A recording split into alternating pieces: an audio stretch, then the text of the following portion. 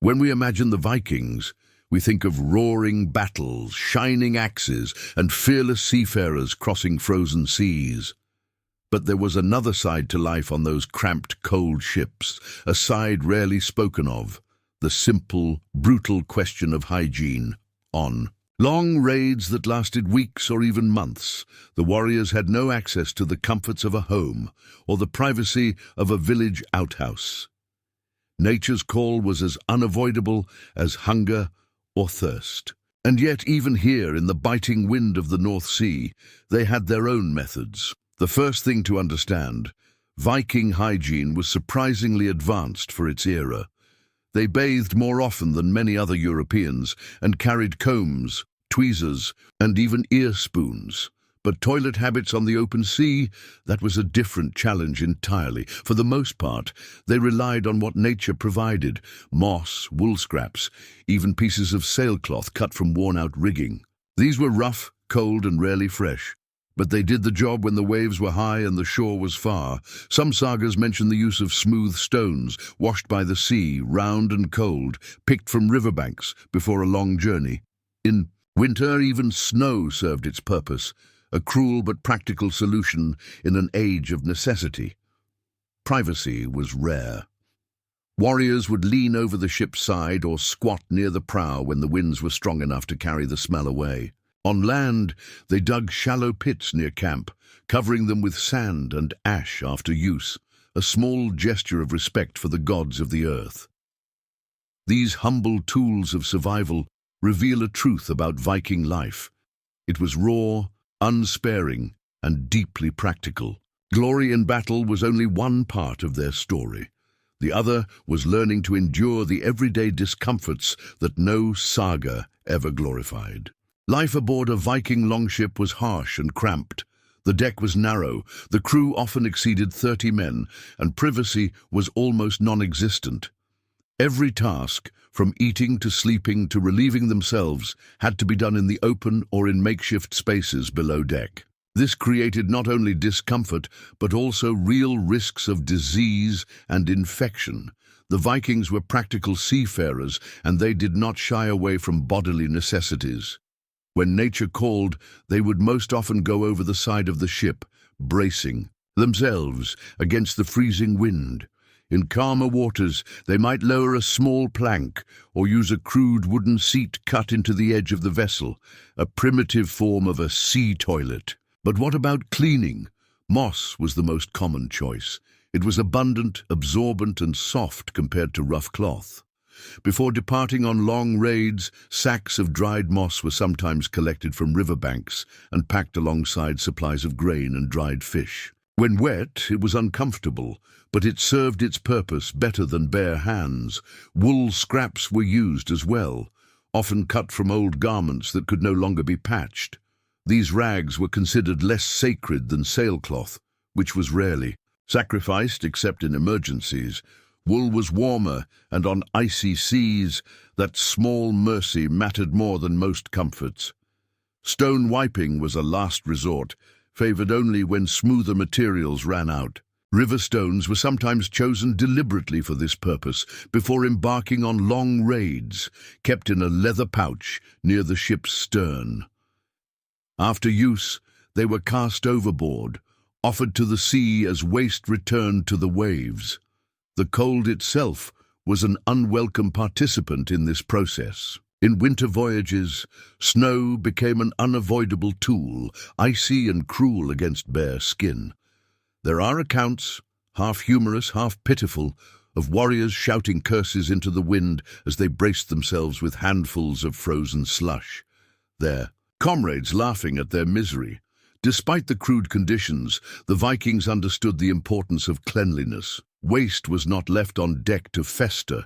Ash and sand were used to cover camp latrines on land, and seawater was often used to wash the ship after long nights of travel. This simple habit likely saved them from outbreaks that plagued other seafaring groups. Hygiene may not have been glorious, but it was essential for survival. A sick crew was a doomed crew. For every raid that reached foreign shores, there were countless mundane moments like this: rough, cold, and far removed from the heroic poems that history remembers. When it comes to understanding the everyday life of the Vikings, the sagas tell only part of the story. The rest lies buried in old latrines, refuse pits, and the frozen soil of ancient settlements. Archaeologists have uncovered surprising evidence about how the Norse managed their most private moments. Excavations in places like Hedeby and Ribe revealed layers of moss, wool scraps, and even clumps of preserved lichen that matched descriptions in later chronicles. These weren't left by accident. They were the very remnants of Viking hygiene. In some sites, smooth pebbles with signs of wear were found clustered near old latrine pits. Tests confirmed they were carried from riverbanks many miles away, not for building or decoration, but likely for this most humble of uses.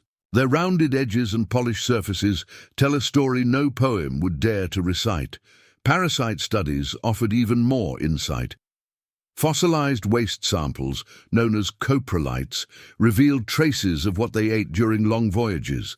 Fish, dried, meats, grains. And they also revealed how disease spread when hygiene failed. Eggs of intestinal worms were common finds. These findings paint a vivid picture. The Vikings did not ignore hygiene, but their options were limited. Moss and wool were preferred. Stones and snow were fallbacks, and the sea itself was their final cleanser. They adapted to whatever their harsh environment provided.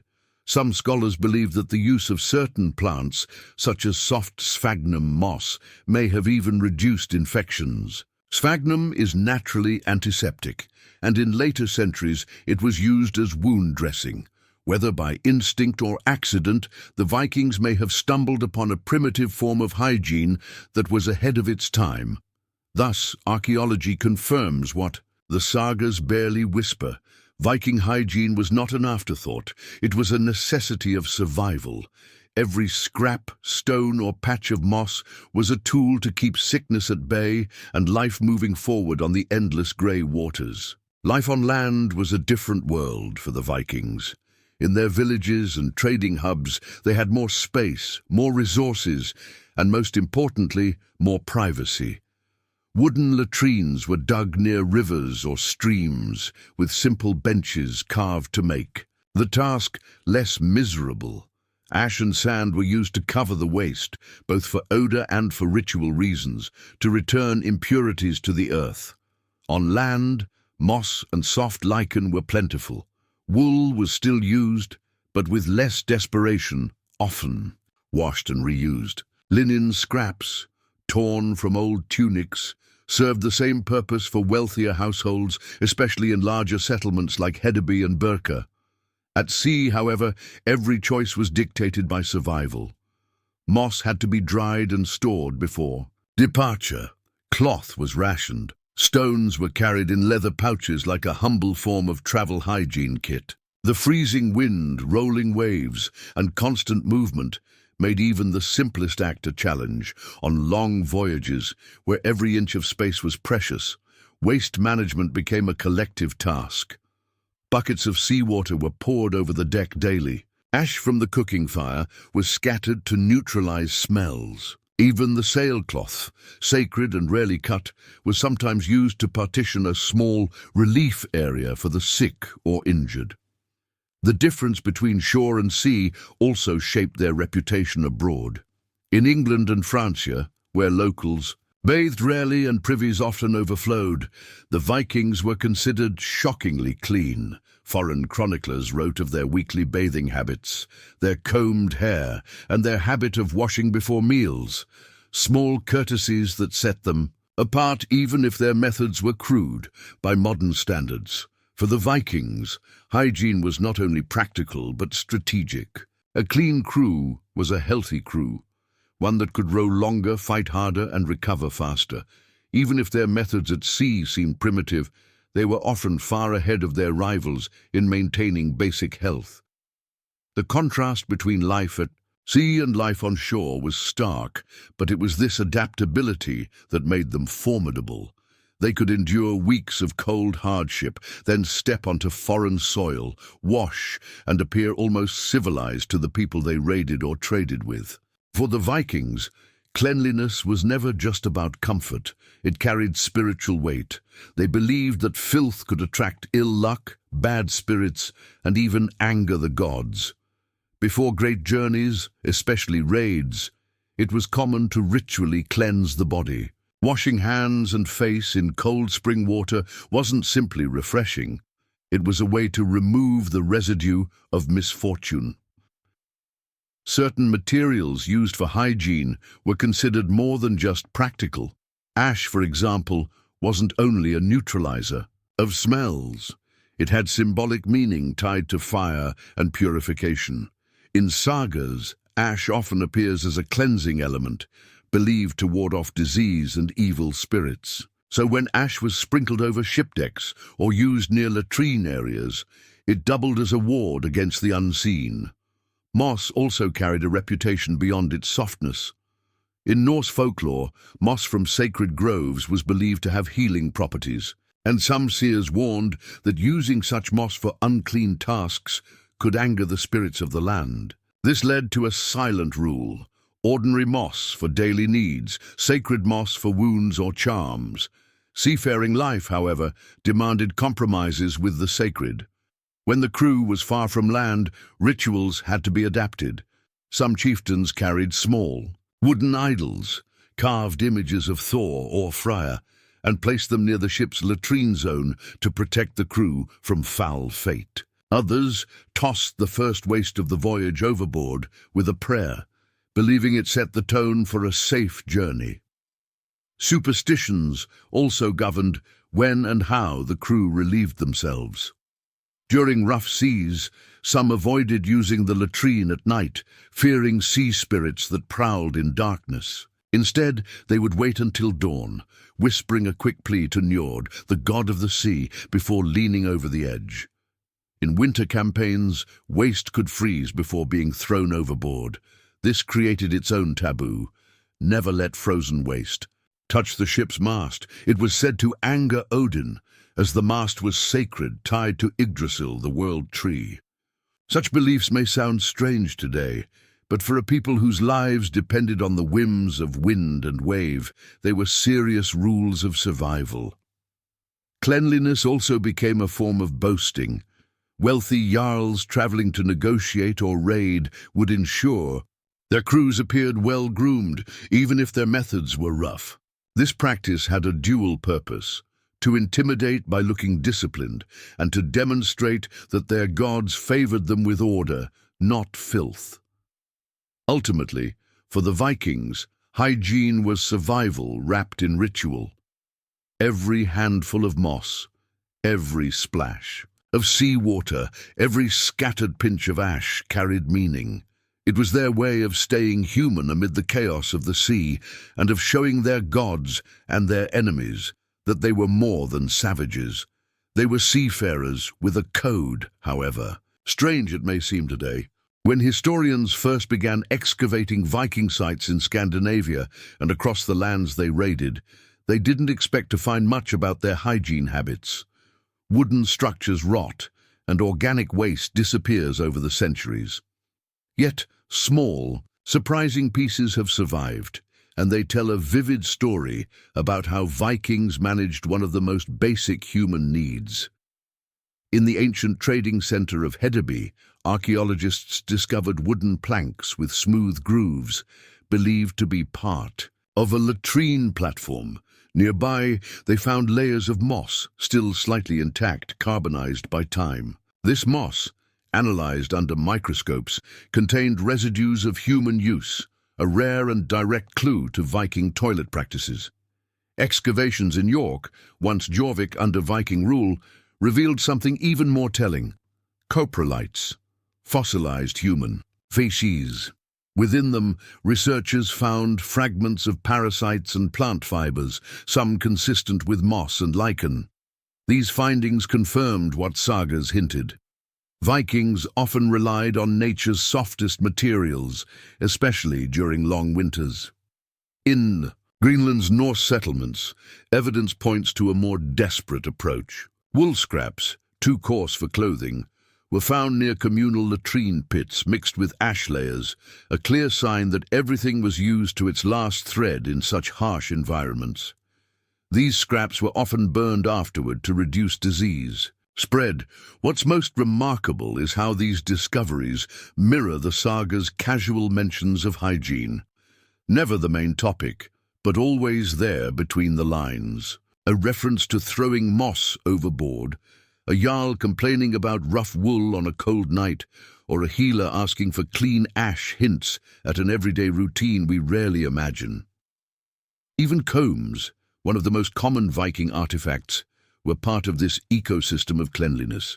Found in graves and trading posts alike, they were used not just for hair, but for removing lice and maintaining a sense of order on cramped longships. A crew with clean beards and combed hair was healthier and looked more fearsome when stepping. Ashore, these archaeological traces show that hygiene, even in its crudest form, was embedded in Viking life, at sea, on land, in trade, and in war. Their tools may have been simple, their methods rough, but the evidence left in the earth tells us they cared far more about such things than their enemies ever admitted. Hygiene in the Viking Age was not equal for everyone. A wealthy jarl had the luxury of soft, imported fabrics and the servants to prepare them. A poor farmhand or young raider relied on what nature provided: moss, rough wool, even strips of bark. In desperate times, this divide was clear in both comfort and health. Infections were far more common among the lower ranks. For noble households, hygiene supplies were often part of travel preparation. Linen rags, trimmed from worn-out tunics, were cut into neat strips and stored in leather pouches. Ash was sieved to a finer texture to be used as a cleansing powder. Women of higher status sometimes carried scented herbs, juniper or thyme, to mask unpleasant odors during long journeys. Among common seafarers, moss and wool remained the mainstay.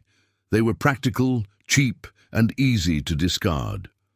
Some crews even had informal rules: the softest moss for the steersman and helmsman, rougher materials for the rest. Though not official law, such customs reflected the hierarchy aboard longships. For women, hygiene at sea was more complex and discreet. Few sagas describe their methods directly, but archaeological finds, including remnants of fine cloth with traces of plant fibers, suggest that women, when present, often kept separate supplies. Privacy screens made from sailcloth were occasionally erected in the ship's rear section to allow them some dignity. Children on voyages rarely had such luxury. Families traveling together for migration or trade often resorted to the simplest methods: cold seawater rinses and scraps of whatever fabric could be spared. Some mothers tied small pouches of dry moss to their children's belts so they could tend to themselves quickly. Status also determined who handled the less pleasant duties. On wealthier ships, a bondsman or thrall was often assigned to clean waste areas and dispose of ash. For him, hygiene was both a task and a burden, but also a form of survival, as keeping the deck clean meant fewer outbreaks of disease that could claim slaves and nobles alike. These differences highlight that even something as universal as bodily needs reflected the structure of Viking society. From jarls with their scented herbs to young raiders clutching a pouch of moss, hygiene was another way status expressed itself, quietly but unmistakably in the long shadow of the north. When Christian chroniclers first wrote about the Vikings, they wanted to depict them as savages, unwashed, unholy, reeking of the sea and sin. And yet, ironically, one of the most common comments made by Anglo-Saxon and Frankish writers was just the opposite. They bathe more than we do. Their cleanliness, even in its crude form, became both a weapon and a statement. Vikings washed before feasts, groomed their hair before meetings, and even brought their own hygiene tools to negotiations. Combs, ear spoons, tweezers, these were not luxuries, but everyday items found in graves of both men and women. A clean appearance meant strength, discipline, and, to many outsiders, an unnerving sense of control. Even their toilet paper choices, moss, wool, ash, seawater, were part of a larger strategy to endure the hardships of sea travel, to prevent disease, to keep the crew ready for battle. In an age when many Europeans rarely washed, the Vikings' rough hygiene made them appear almost alien, both barbaric and strangely advanced. Foreign observers often mocked their habits but secretly envied their resilience. In cities like York and Dublin, locals noticed that Viking settlers attracted more attention from women because they smelled cleaner, combed their hair and washed their hands before eating. What began as a necessity at sea became a form of cultural influence on land. As time passed and raids turned to settlements, these habits became seeds of integration. Norse hygiene practices mixed with local traditions, leaving traces in the daily life of towns across the British Isles, Ireland, Normandy, and even Russia. Simple acts, washing with ash, using moss, maintaining latrines, became part of the slow weave of a shared medieval culture. By the time the Viking Age faded, their reputation had shifted. They were no longer just raiders, but also farmers, traders and settlers whose customs, even the strange ones, shaped the lands they touched. The image of a filthy barbarian, so often painted by their enemies, could not fully erase the evidence. They cared for their bodies because their survival demanded it. Today, the thought of Vikings using moss or wool in place of toilet paper feels distant, even amusing. But it also humanizes them. These were not mythical giants. They were people facing the cold, the wind, the cramped decks of longships, and doing what they could to endure with some dignity. Their methods may have been rough, but their intent was timeless: to survive, to stay clean, to remain strong. And so, when we ask, what did Vikings use as toilet paper, we are really asking, how did they live, how did they endure, and what does that reveal about them? The answer is simple and profound. They used what they had, turned necessity into ritual, and left behind a legend not just of war and plunder, but of survival in its rawest, most human form.